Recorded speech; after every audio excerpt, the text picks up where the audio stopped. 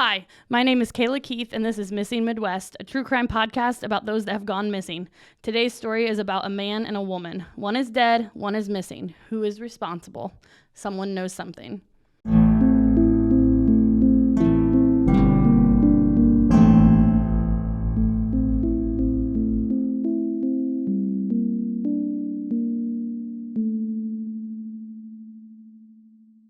Hello. What's up? Nothing. End of summer coming our way. I know. I love our children, but I'm ready for school to start. I want to have an awesome week with them next week and then send them to school. All day. All day. Yes. All week. I have to admit, I also am looking forward to that a little bit. Episode 5. Okay, so before I get started, I had like 3 people message me, and they were a little angry with me because during episode 4, Lauren Spear. That was episode 3. Episode 3, Lauren Spear. I did not do a Dollar General scale for Bloomington, Indiana. Man. We didn't talk about it. I feel like it needs to be my responsibility to remind you because I also care about the Dollar General scale. I mean, it cracks me up that people are taking it to heart because I also take Dollar General to heart. And so I want to know. Yeah, Tell me. okay. And so I did. I looked it up for everybody because there were some people that were a little testy about it. So Bloomington, Indiana has in a population of about 80,000 people. Okay. And they have like 4 Dollar Generals in the vicinity of the main town. I feel like that's not enough. I feel like Bloomington needs more Dollar Generals. I thought it wasn't enough, but I mean, Indiana, I think it said we have like 57 total. And so maybe down south they kind of dwindle out. I don't know. They aim for the small towns. But I hope y'all feel better about the Dollar General situation. 4 in Bloomington. Anyway, so today we are going to do episode number 5. Okay. Let's do it. It is about Timothy Willoughby and Mary Ann Higginbotham. This is a missing and murdered episode. Now, before I get started, I'm just going to say that this has some serious episode 1 vibes. Stephen Hendricks and Rebecca Harvey, the man, the woman. One is dead, one is missing. So I know y'all are thinking it. I know you're thinking it, Johnny. We're going to get there, okay? Okay. So just pause that thought for a minute and I'll talk about this case and then we'll compare. Okay. Because it definitely is going to take you back to episode 1, I know for sure. Alrighty. So Timothy Willoughby is the missing person in this case. Mary Ann Higginbotham is the murdered person in this case. So Timothy Willoughby, he's been missing since June 6, 1978. He is considered endangered missing. He was 24 years old. He's 5'10", 160 to 170 pounds, average Caucasian male, brown hair, green eyes. He had the name Ann tattooed on his shoulder, which we are leaving this recording and you're going to go get Kayla tattooed on your shoulder. I don't know if I told you that or not, but that's what we're doing. You have an appointment already. Noted. So we are going to go to Clayton, Indiana. We're down south again. Things are getting sketchy down southern Indiana for me, Yikes. honestly. I'm going to have to get away from southern Indiana because it's making me never want to go back there. And I love southern Indiana. Same. So anyway, Clayton, Indiana, it's in Hendricks County. It is located between Terre Haute and Indianapolis. It's closer to Indy. It's like right outside of Indy. Population is only 703. So it's super small. It was 703 at the time of the disappearance. Right now it's 972, so still small. We haven't hit 1,000 people yet. So currently we're at like 972. Just tell me how many Dollar Generals there are. There isn't one. There's no Dollar General here, so that's how small we're talking. They have like a Pizza King, which I guess we can go. I love Pizza King. The Clayton Food Mart, which is like a gas station food mart, and that's Seems legit. And that's it. I think there's an elementary school. Okay. But yeah. Clayton, Indiana. Needs a Dollar General. They need a Dollar General. Honestly, the people of Clayton probably want a Dollar General. Yeah. It's convenient. So Timothy Willoughby, he was 24 years old. Like I said, he lived with his girlfriend of 2 years, Mary Ann Higginbotham, on rural Route 3 in Clayton, Indiana. Mary Ann was a Caucasian female. She was 22. She was described as a really freaking awesome person. Super sweet, personable, friendly. People said she made great company, did super well academically. She was currently working as a waitress in Plainfield, and she was pretty much the exact opposite of Tim. She was a good girl. She kept her head on straight during high school. She got good grades. She did not hang out with, the bad crowd, the bad boys. But Timothy was a bad boy. And they said that, he ran with a rough crowd. He had a record, but they loved each other. No one could stop it. They were dating for 2 years at the time of the disappearance, and Marianne's sisters actually tried to talk her out of dating Tim because they knew what kind of guy he was. He was not a good influence, but they said Tim's friend said Marianne was a good influence on him. Her good girl qualities were rubbing off on him, and he was really trying to get his head on straight. We've all had friends like that. We were like, man, my dude is. And so he had he was kind of turning over a new leaf because of Marianne, and she came into his life. And Marianne's best friend said in an interview that he had a good heart and he took care of her and he was super protective of her, and he was doing his best for Marianne because, like you said, she was a good girl. Respect. And so, she was rubbing off on Tim. And so they had been dating for 2 years at the time of the disappearance. Tim was actually serving some jail time when he disappeared. He was serving jail time for a car theft. And so he had stolen a car from a parking lot in Lafayette, Indiana, and he was given the choice of serving 40 days in jail or 10 weekends in jail. Interesting. And so obviously that's a thing. Yeah. You can do that. Yeah. So you can still work. Right. And so he obviously chose the weekend option, which I think same. Would you choose that? Yeah. 40 days or 10? Yeah, I would. Me too. So 10 weekends in jail was the option that he went with, and he was due in court on June 11th, 1978, which was 5 days after he went missing. So he went missing 5 days before he was due back in court on this whole car theft issue. So right there, red flag number 1. Yeah. So Marianne and Timothy were last seen together on June 6th, 1978. Timothy had stopped showing up for his required jail time, and Marianne had stopped showing up to work. Marianne's mother tried to report her missing, but she was dismissed. This is an adult person. She just hasn't come to work. It's hard to file a missing person report when you're dealing with an adult. They make you wait and stuff, which actually isn't true. You don't have to wait 24 hours, but that's one of the things that police like to say, especially like back then. So she was dismissed a lot. Tim was skipping out on his jail time, and so they assumed that these two adults had ran away together to avoid this jail time. And so it was hard to report adults missing anyway, and so that's what people had assumed. That's what the police assumed. So they didn't really jump in and try to look for these people right off the bat. Sure. And so in September of 1978, there was an arrest warrant put out for Timothy because he had been missing jail time since June to September. And so that's really all that they really did to find it took him that long to be like. Yeah. And so Marianne's family, I guess, they weren't thrilled about this. They thought something was wrong, but they couldn't really get the police to do anything about it, which also I would be angry. So almost a year to the day after their disappearance, this is a year without hearing from them, without seeing them, a year of pushing the police to do something that they. And there were no leads. There was not No, they just their belongings were gone and they stopped showing up to work in jail. I feel like a year is a long time. Town rumors are swirling. So the rumor was that they ran away together. Okay. They thought they were in California. They ran away to California. That makes sense. So almost a year to the day after their disappearance, on June 4th, 1979, a teenage boy was walking along the creek when he saw a large 55-gallon drum, one of those blue barrel things, This is not good. No, it's not. It's a huge, where this is going. So he tried to open it, but it was welded shut. And so he, curiosity got the best of him, same, obviously. So he returned later with a hammer and he a crowbar type thing, and he pried the lid open. I've seen Dexter. I would never do this. Yeah. I probably would open it, but I would have known, you know what's inside. Yeah. Right? You don't even need to open it to know. I'm assuming the worst. If I ever see you find a 55-gallon drum in the water, I'm like, no, water, sir. Woods. Anywhere, just assume there's a body. I don't know where you're supposed to find a 55-gallon drum. Do they ever have anything in them besides a body? Has anyone ever found a drum that didn't have a body in it? Yikes. I don't think so. So he opened it and obviously really quickly wished that he had it. Regret. And he saw a human skull. He did not stick around, obviously, and he immediately went and he got the police.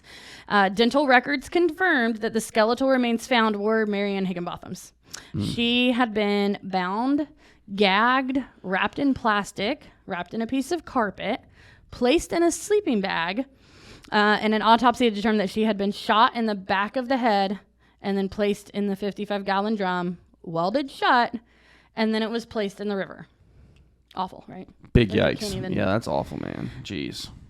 So this was found at the end of Sycamore Lane in White Lick Creek in Mooresville, Indiana, which was about 12 miles from where her and Timothy lived, where their house was. Police said she was fully clothed and she had been shot execution style with a small caliber handgun. There was no sign of Timothy, though, and he has never been seen since. Man. So you said that she was like bound? Yeah. There's probably no way from, like, was she like being kept in captivity somewhere, or like was there any information on that? So they do not think so. Obviously, everyone assumed who did it. You know the answer to that. The boyfriend, the husband, always is. So everyone thinks Tim is responsible for this. However, there was absolutely no evidence that led them to believe this. The family and friends reported that they had absolutely no issues. They were in love. They didn't argue. They didn't fight. We know this means nothing. You don't know people's personal lives, but I mean, that's the, that's the vibe that they got from the family. So for 4 years, police focused on Timothy as being Mary Ann's killer. Man. And they were working to build a case on Timothy for this murder. Who was nowhere to be found. Gone. And so, I mean, you said the town rumors were that they just skipped town together. Yep. They find the body. Like, what's the new town rumor? The town rumor is that Timothy killed her and then skipped town. Yep. Okay. Yeah. So they just think now, like, Mary Ann didn't go with him. He left. He was doing this. He was in this jail time. Yeah. Facing jail time, facing trial. Jeez. So they disappeared on June 6th, and June 11th was when he was supposed to go to trial. Yeah. So they think, like, he just... Makes sense. Yeah. Yeah. So that's what they're going off of. They're trying to build a case against him. There's nothing. They can't find him. They can't find, anything. But in 1982, an anonymous informant came forward and had a very interesting story for police. She claimed that she knew what had happened to Timothy and Mary Ann that day. And so she talked to the police, and she claimed that on the day they disappeared, they were killed by Ronald C. Tomasky and James L. Kellum. The informant had a extremely detailed story. She said that Ronald and James believed that Timothy was going to rat them out. They were running this auto car theft ring where they were stealing cars and selling the parts. They were using Timothy's garage and like renting it off of him to do this to disassemble these car parts, but Timothy knew what they were doing. And so she said that what ended up happening was they had stolen Timothy had stolen a car. He'd been involved in it as well, and so they had stolen this car, and they were going to disassemble it and sell the parts. Well, there was some leftover parts. I think she said it was like a seat from the car, and Timothy decided that he was going to sell it for himself to make money, and so he drug the car from where they ditched the car, and he pulled it back to his house so he could like sell these parts. This is how a redneck story right here that we're talking about. I'm trying to follow it, and I'm just like, wow, okay. So this is how Timothy got caught. This is why Timothy was serving the jail time to begin with. This car that they had stolen, he drug it back to his garage, but the drag marks led police right to his garage. Nice. So he drug it like a half a mile down the road to his garage where he was going to sell parts. Perfect. And so they just were like, this car. Let's follow these tracks and see where they lead. They followed him back, and they're like, yo, Tim, what you doing in your garage? I didn't even think to ask earlier why he was serving jail time. It was because of this. It was because of this, yes. Okay. So he had drugged this car back. The police are like, hey, what you doing in here? He was allegedly working on this car with these other two guys, or they did the work or something like that. Yeah, okay. So the police found this car in his garage, and they're like, what you doing? And it was a stolen car, and so he went to jail for it. So Ronald and James are like, crap, Timothy's in jail, but we were involved. And so they were afraid that Timothy was going to rat them out to help himself. So Timothy took the deal where he could do the 10 weekends or the 40 days, and he did 10 weekends, but he was due going back to trial for it. And so they were afraid that when he went back to trial, that he was going to say, I'm not the only one involved in this, and maybe try to get like a lesser sentence for himself or something like that. And so this lady claims that Ronald and James believed that Timothy was going to rat them out. And so they were like, we have to do something. Like, we have to intervene before he goes back to trial, because they did not want their auto theft ring. It was kind of a big operation that they were doing. They didn't want him to blow it for him. And so this woman claims that Tim and Marianne's home, they showed up, and Marianne was there, and Tim was not. And Marianne knew these two because they were working together. They were using the garage. And so she let them into the house because they were friends of Tim's, obviously. They made small talk, but one of the men then hit Marianne in the head. Oof. The informant said that, this guy told her that she was begging for her life, and he just shot her in the head. Was this informant there during this situation, or they told her about this? We'll get there. So they waited for Timothy to return home and met him outside so he wouldn't see Marianne inside because she was dead. And they convinced him to go for a ride in their truck. And then when they got about a mile away from his home, they shot him in the head, put him in the barrel, and Tim's barrel has never been found. And she also said that after Marianne was found, James and Ronald got really nervous that authorities were going to find Timothy. And so they went back to the river with boats and at night until they found Tim's barrel. And they brought it back up to the garage where they opened it up, and trigger warning, this is super disturbing. But they told her that they dismembered what was left of him. And then they got in their car and they drove up north of Indianapolis, and they were taking rural back county roads, and that they would just throw a bone out the window every mile or so, making sure that no one would ever find him. Poof. Woof. Man. Right? And there's no way you can prove this. Exactly. So come to find out, this informant it came out, it was the ex-wife of James Kellum. So when this all happened, she was married to James, and she felt like she couldn't say anything. She had kids with him, and she's like, I didn't want to come forward because it was my husband, and he told me everything. I was there the morning that they came home. He made her wash the blood out of their clothes. And so I'm going to play for you guys the statement. I actually found the transcript of when the detective interviewed the ex-wife of James Kellum, the informant. Wow. And so it goes back and forth between the detective asking her questions, and she kind of gives a better, you can understand more of what happened and why she was involved and what happened that morning and how it all went down. Okay. This is a recorded statement taken on case number 31-F-5953. A statement will be made by Karen Tucker, former name Kellums. Date is May 13th, 1983.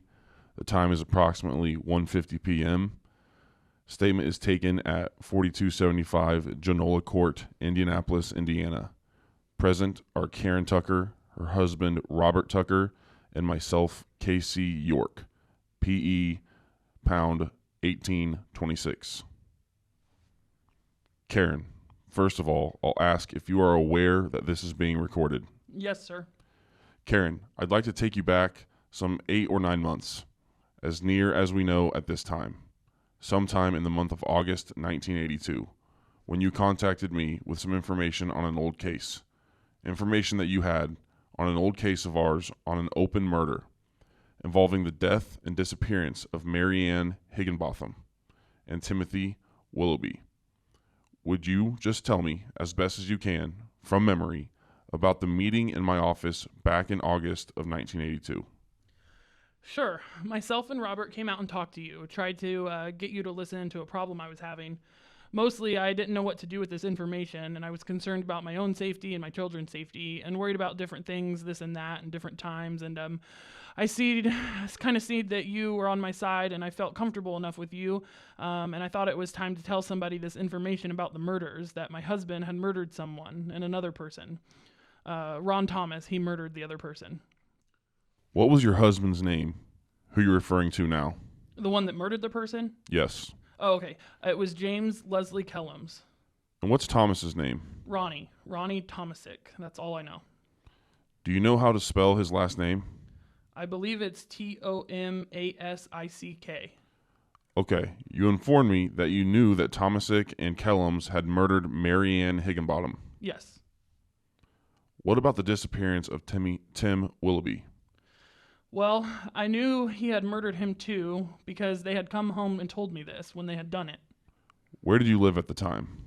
I lived in Speedway on Cadillac Drive. I'm not quite sure of the address. You know approximately what it was? What 100 block or where it was between or anything like that? No, I really don't remember the address. I could take you right to it, though. You could take me right back to that house? Oh, yeah. And about, from your memory, what time of year was this when your husband and Tomasic confessed to these killings? It was approximately the second week of June or so. I don't really know the date. Of what year? It would have been 78. 1978. Uh-huh. Where were you when these conversations took place? I was in the house that we were living in, and we were renting it from a man. His name was Paul Stewart, I believe. Was there anyone else in the house or home at the time? The children, but they were all in bed asleep. What time of day would you say this would have been? When they got home, it was just beginning to get daylight in the morning. So they had been out all night. Yeah, they'd been out all night. Do you remember what time your husband, Mr. Kellums, left the night before? Or when did he actually leave prior to this meeting? When was the last time you saw him? I really don't know the exact time or in the evening. He had been acting strange for a couple of days and just gone. Every time you turn around, I might hear from him on the phone, or I could locate him where he was working. He had a body shop. Try to think of people's names, He was just acting very odd those couple of days. This would have been In and out. before the confession to you? Yeah, they did it. They didn't tell me anything that was going on. He was just out running the streets with some girls or whatever because Ronnie was still single. So both he and Tomasic came to your home those early morning hours of second week. Second week in June, yes. Was anyone else with them? No. What kind of vehicle were you in? Do you recall? They would have been in our car, one of our cars, to tell you the truth. I don't really know which one he was using at the time. I believe it was the little red Chevrolet. It was a fairly new car, and Ronnie, he had a blue pickup truck, but I have no idea what the make or year or anything was. Do you know where, if you recall, whether both of them came in separate vehicles to your house? No, they were together, I'm sure. All right. Tell me when they came in, and just tell me in your own words what you remember about the appearance, their personal composition. Okay, of course. So I was upset and mad because he was gone all night long. I had no idea where he was going or what he was doing. Of course, I thought the worst, fooling around. When he did get in, they were both soaking wet, and he was a white color, funny looking, and he looked like he'd really been scared to death. I was going on, and I had no idea. Ronnie was real quiet and real passive, and he was wet, and their clothes were stained. It looked like it could have been like oil or something real dark, and a pair of blue jeans and a blue t-shirt and stuff like that. Their boots were wet, soaking wet. They were cold, nervous, high-strung, just really acting funny, because they'd turned around and they'd started to tell me they act just like they had done something really bad. Or else there had been a few times that they would come in and they'd either been followed by a cop, or they'd stolen a car, or stopped by a cop, and the car had been searched and the cop not even know that it was a stolen car. You know how scared you would be if something like bad happened like that. And Jim insisted that I just start washing those clothes immediately with every kind of ingredient I could find. Ammonia, alcohol type things, soap, vinegar, anything that would kill the blood. Did he tell you why at the time? Yeah. Why did he want it washed? Yeah, he didn't want to tell me why. He was just pushing me around, shoving me over to the utility room area, and he told me I had to wash these things, this and that, of course. I was arguing with him. I wasn't very decent or understanding, loudmouth. I wanted to know what the hell was going on, and he took me over to the side, and he told me to shut up, that they had just murdered or he had just killed somebody, and I ought to have a little bit of common sense to take care of him now, He wanted a baby and a pampering, and he wanted me to mother him to death and tell him that it was okay, and naturally I was nervous and upset, and I had no idea whether they had covered themselves well.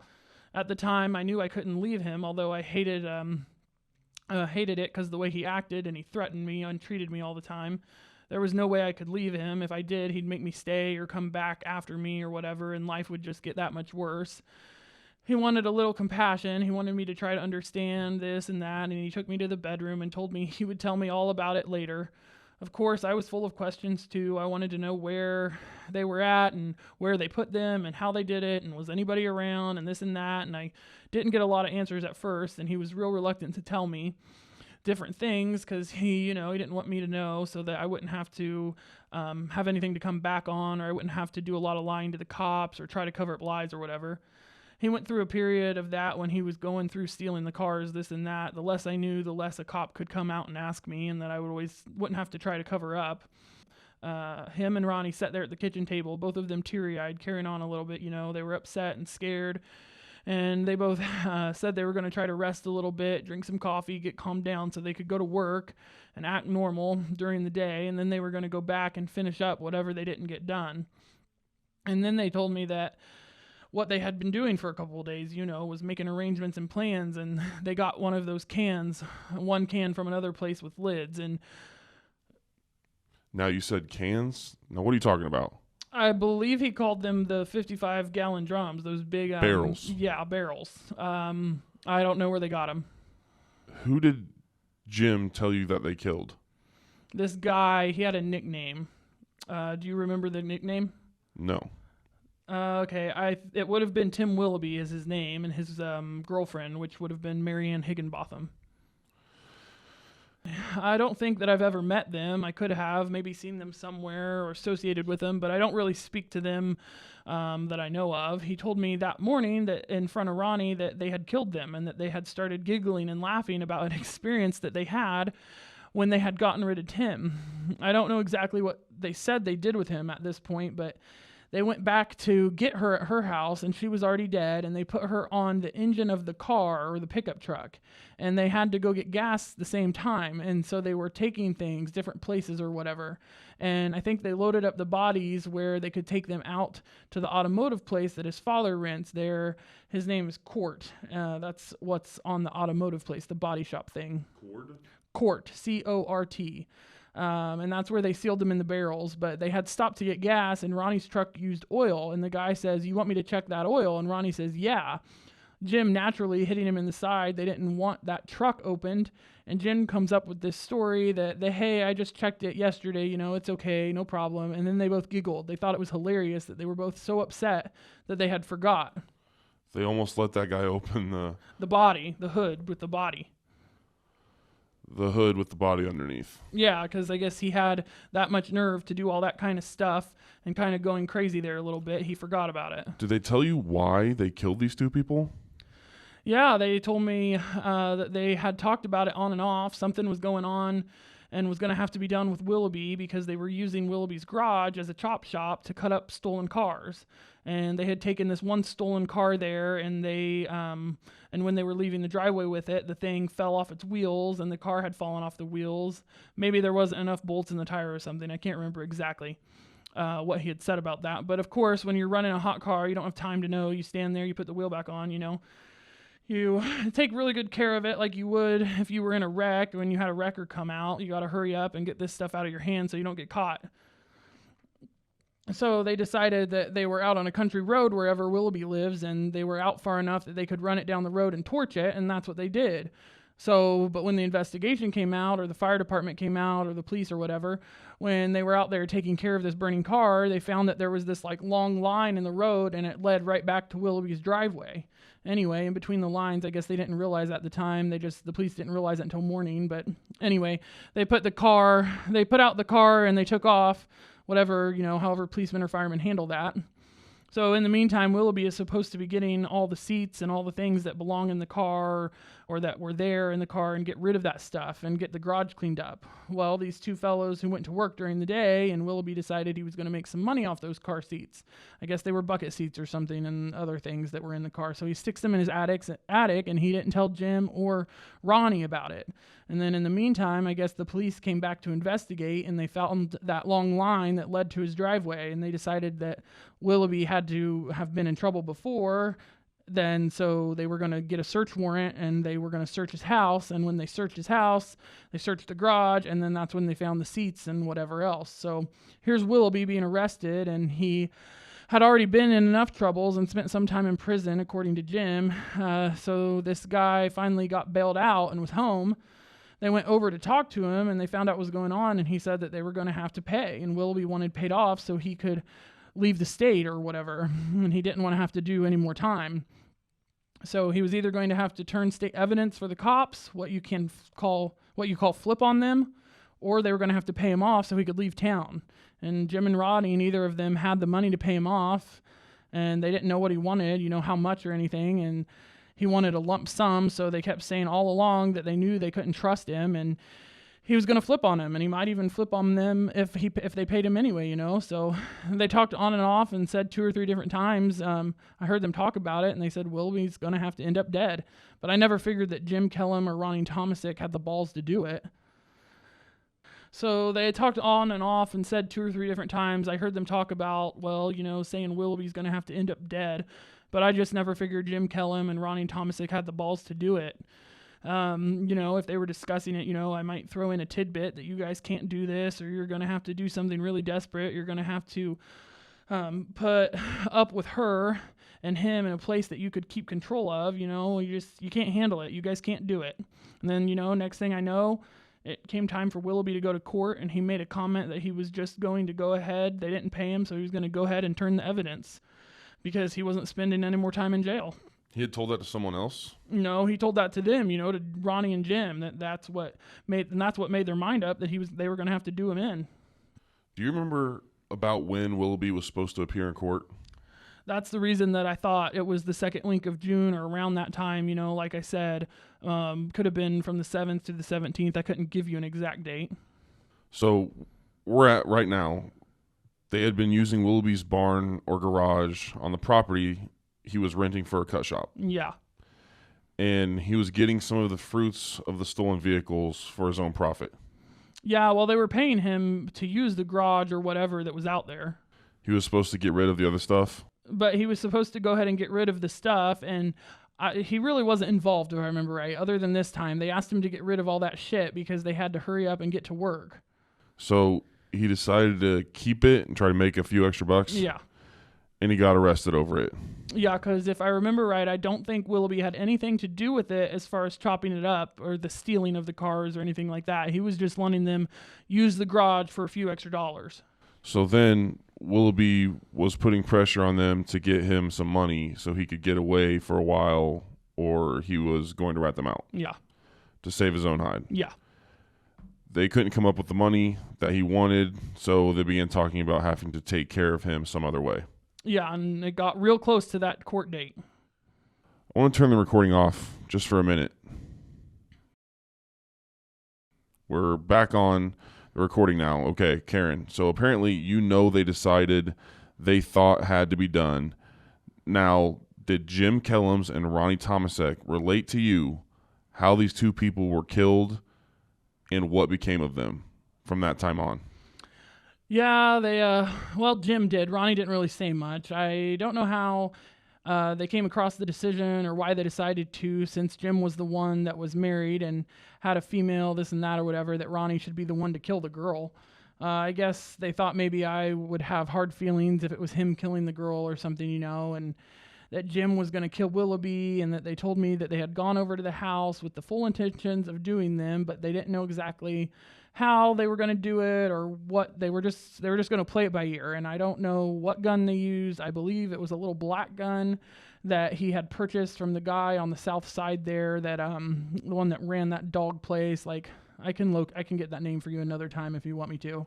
Do you know what caliber of gun it was? No, I really don't. I don't have an idea. I know that they went to the house, according to Jim.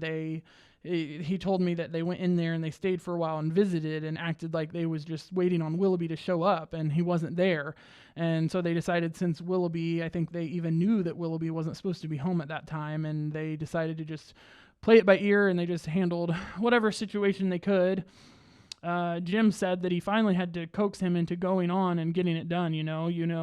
he had to nod his head at him to go ahead and get her. And I guess when she had stood up from some direction and started walking away, that's when Ronnie grabbed her and knocked her down. And I guess he must have put the gun to her head or whatever, and that was when she started begging and pleading, and he told me how bad it sounded. Who told you that? Jim. That was really scary, and it was a really nasty thing to have to listen to and go through. She was pleading for help, this and that, and finally he had knocked her down. I think he said he hit her on the head too, and then he turned around and he shot her, and he told me about how messy the blood was and how it was going everywhere, and it was just one hell of a mess. And while she was dying, she was begging Ronnie to help her and saying, like, please don't do this, Ronnie, you've got to help me. And naturally, there was nothing they could do. It was just too late. And then right after that happened, I think they tried to start cleaning up the blood or whatever, and then about that time, Tim must have come back, and they went outside and they got him in the truck and decided to take him for a ride, and they were all going to discuss what was going on or whatever, and Willoughby fell for it. And I don't have any idea where it was at, but they took him out, and Jim did tell me that they knew, or that Willoughby was acting funny, and he knew what was going on. And when they stepped to the side of the road and it was his turn to, go after him, I guess he had struggled with him a bit, and then he just shot him in the head too. You know what gun he would have used? The same one. The same gun. I'm sure it was the only one involved. But yeah, then naturally Jim told me about how this guy was begging Ronnie to help him too. Don't let this happen, get me some help or some type, please, Ronnie, help. And he was crying as he was dying, and that must have been where they had laid Tim on the engine, to get him. Not the girl. To get him back, not the girl. Okay, yeah, that makes sense to me then. They must have where they picked him up, put him on the engine, and then on back to the house. They had to stop and get gas. So it was Tim that they put underneath the hood, not the girl. Yeah, and then I guess that must have been when they went back to the house then, and they got her and they wrapped her up. I think a blanket and some type of tarp thing, because they had bound her up and bound the blankets with rope, and they didn't bind her up. Like a blanket or a rug or a tarpaulin? Yeah. Something like that? Something like that. It must have been something that was lying around the house or in the garage or whatever that they could find that was already there. And then that's when they had to go over to Quartz Automotive there, and that's close to Bud's junkyard or car place over there, where they buy all the secondhand parts. I'm not familiar with the area. In that Danville area, Brownsburg area. I'm not familiar with it. I don't either. I don't remember. It's just right there in that little area. Anyway, they did make a comment about how one barrel was from one place and one barrel was from another, and they got them where nobody would even notice that they were missing. And they didn't want to use his dad's barrels, because his dad would probably know it was missing or whatever. And that's when they went over to that place in the middle of the night and they put them barrels and they sealed them shut, because Ronnie was supposedly really good at welding. And so he got them sealed shut, and then they decided to poke them with holes because they were going to take them out to a pit. I don't know whether it's called U.S. Aggregates or out that way on 267, old 267, real close. You can see it from Interstate 70. Carmichael Trucking used to be back in there. I don't know if it's still there now, but they were at the time. And anyway, there's this big hole, and it's a great big pond, and a lot of people do a lot of fishing and this and that. And I guess that's where they took them down there, and they had to wait for a while because there were some people fishing, so they just had to fool around and wait. And then when the guys ended up leaving or whatever, that's when Jim and Ronnie took the barrels out of the truck and pushed them into the water. And Ronnie is the one that pushed him down to the middle, or down as far as he could, because I know he was telling me how bad it was, hard for him to breathe. And I didn't think he was going to get back up, being nervous and not being able to breathe and trying to push those barrels. So they didn't throw them in the water. Ronnie more or less guided them down to the bottom to make sure that they sunk. Yeah, and then they showed up at your house? Yeah, that's when they came back home. That's when they told you this story? That's when they told me what they had done. Did they both have blood on their clothes? Yeah, I had to wash both boys' clothes and give Ronnie some of Jim's clothes and his socks and that kind of stuff, get them all set up so they could get to work that day. So they were sitting at your kitchen table? Yeah, from my dining room table. And you say they were laughing and sometimes crying? Yeah. Something? Yeah, well, naturally, I guess, if you were sitting in a truck and you tell you had a dead body on your engine and you're so keyed up that you just forgot when the guy says, hey, you want me to check your oil?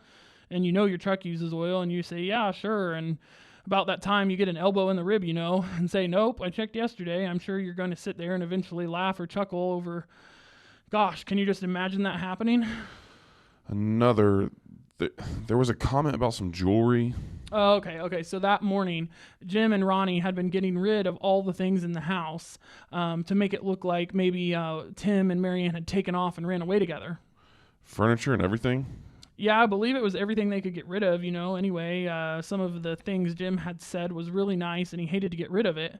He just would have loved for me to have a really nice electric fry pan and some nice things that were in her kitchen, but he didn't know how it would feel, and I said, I don't want any part of that crap. And so yeah, anyway, he handed me a handful of rings that had come from her jewelry box, and I think she might have even been wearing the gold one of the diamonds that I gave you. Anyway, he put them in the sink, in the bathroom sink, with detergents and a little bleach or something to clean them up and, make sure there wasn't anything left from the dead body or blood or whatever that would match to her, just in case anything came up.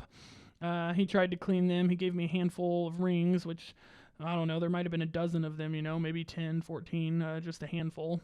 Just in regards to the rings, back on, wait a minute. On March 15th, you were able to reacquire 3 rings that you've identified as having belonged to Marianne Higginbotham. Is that correct? Yes, sir. And those, the same 3 rings you gave me on March 15th or 16th? Yes. Of 1983? Yes. And Jim Kellums has told you that those rings came from the girl that you know as Marianne Higginbotham? Yes. Did you know Marianne Higginbotham prior to that night? No, sir. Had you ever met her? No, I don't think so.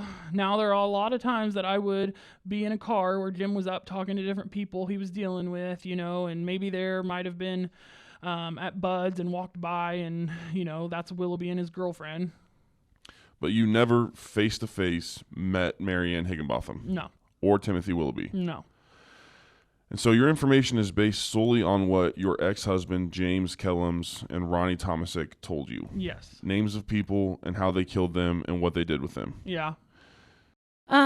So, based on that, holy cow. Yeah. She said in there that they told her they poked holes in the barrel, and the barrel that they found Marianne in had holes poked in it. So, I don't trust all informants, but this was pretty heavy. I feel like it was very believable. My first thoughts when you said that you had this transcript, I thought this will be good. We're over a year later, and right, it's more than a year later that you said this was happening. It's like, yeah, it was like, so where were you for the last year? But if she was married to him, so they went missing in 78, and she was did scared this in of 82. him.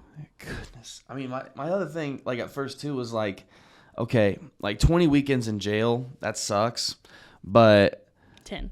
Or 10 weekends in jail, so it's 20 days essentially, or 30 days, whatever it is. That sucks, but that's not worth killing 2 people over.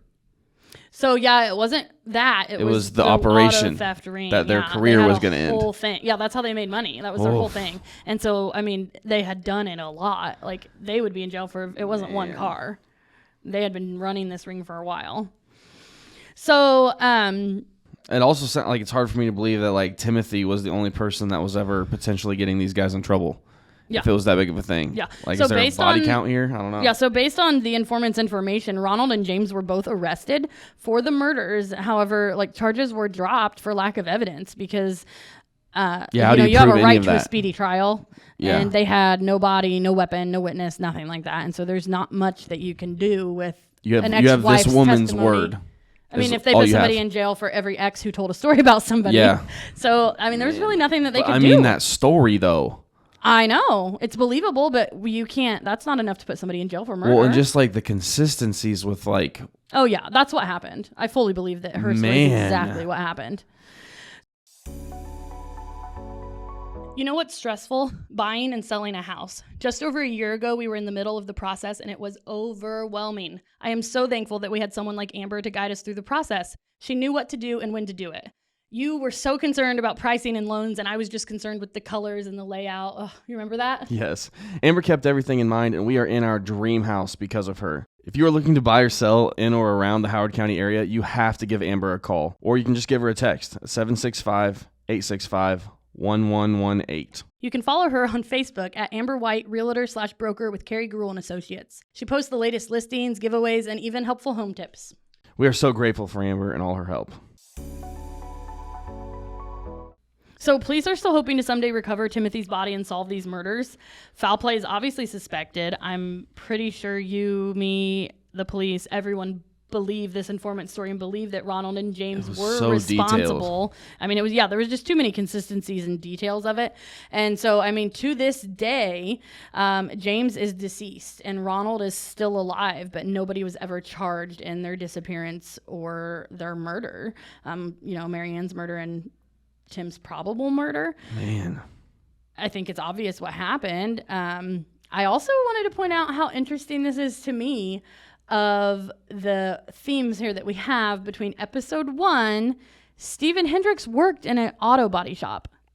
Yeah. An hour and 45 minutes away from this town in southern Indiana. I just said, is there a body count here? Nobody's ever connected these two cases, I don't think. Talk to me about the years. I'm going to have to look up what it is real quick. Because I want to say it was like 84 and 78. And then we had these two guys that were, remember, like the two unknown guys from Indy. So the Stephen Hendricks case happened in 1988. So 10-year difference. But didn't you happened in 1978. So Timothy and Mary Ann, this whole thing happened so this would have happened before episode 1. 10 years before. Yeah. Which I don't know. I mean, that's far-fetched for me, but I just thought it was interesting. I mean, we have a missing man and a murdered woman and this like car theme going on in southern Indiana. It's only about an hour and 45 minutes. Clayton is like an hour and 45 minutes north of Washington, which is where Stephen and Rebecca were from. And there were two guys from quote unquote Indianapolis that came down. I didn't think about that. Could James and Ronald be the two mystery guys in the Hendricks case? Dude, so they would have been running this car ring for 10 years previous to this case, which isn't, I mean, if that was their income. Oh, man. Super sketchy, that's right? That's like a little, like that's one of those things where they can make a movie about this and it's like it's based on a true story, but it fits, I don't know. Probably not, but it hits a little close to home when you see it. It's enough to make you squint a little bit at the situation. And so, I mean, honestly, I did this case. It's pretty obvious to me what happened, but I just did this case just to reiterate how important it is to speak up. Not just if you hear something or see something, but even if you find something. I mean, these men said what they did. Like, you heard what they said they did to Timothy and his body. Like, his sister, Timothy's sister, Jan, she's still alive, and she actually went and she had her DNA put on file, hoping that someone finds something one day that they can compare it to so she can put her brother to rest. She said, quote, "I need to know where they put my brother's remains. We need to give him a proper burial." Yeah, I mean, a couple things come to mind here. And again, I know she was in a dangerous situation. I'm not throwing shade at this informant whatsoever.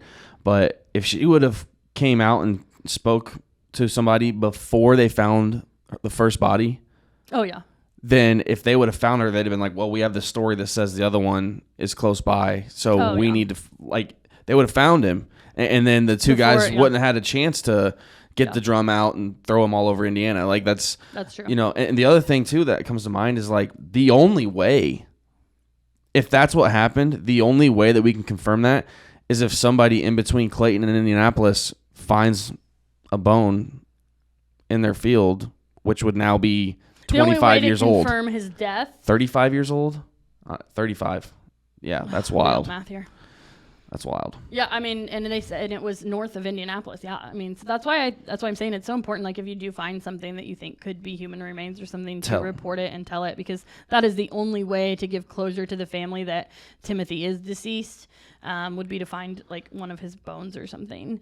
So yeah, I mean, if you're ever out, especially like hunters, mushroom hunting, deer hunting, whatever you all hunt, if you see something suspicious, like, report it. And you can do that anonymously. Yeah, you can do that anonymously. I think a lot of people end up in that. I don't want to get involved. I don't want to get involved, and somebody else has probably already done it, or you talk yourself out of it that it's not really anything.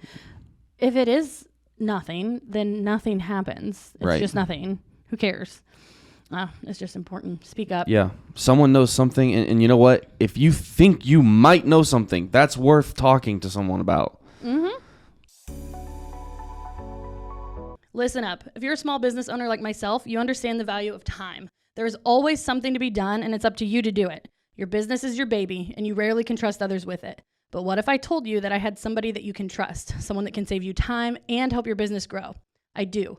With Bo Digital, you have access to an entire team that will be there for you with marketing and advertising. It doesn't matter what the size of your budget or your business is. Bo can help you take the stress of marketing off your plate and free up your time to do more of the things you love to do with your business. Bo is a marketing company and a business partner, but my favorite thing about them is that they have become true friends. You can find out more about them and what they offer at 𝑏odigital.com. Take it from me and put a bow on it. Yeah, so like I said, Jan, she's still alive. She's still actively hoping to bring closure to the case. Mary Ann's family and her friends are still alive. They hope to get justice for her murder. Jan was also quoted in saying, "There really are no words about how that makes my family feel. All you do is think about what could have happened to them with so many things going through your head. It changed your life in so many different ways. And the saddest thing was that our parents died without being able to bury their only son. And it's very troubling that the two men responsible are still walking free." Yeah. And so she obviously said that before James was deceased. But yeah, I mean, so everybody knows who's responsible here. And it just sucks that justice didn't prevail, I guess, in this case. Yeah. Not yet, anyway. The investigating agency is the Indiana State Police. And you can call 317-899-8577 or 800-582-844 with any tips or information. And somebody knows something about this. This podcast is a So.Will.I.Studos production. So will I.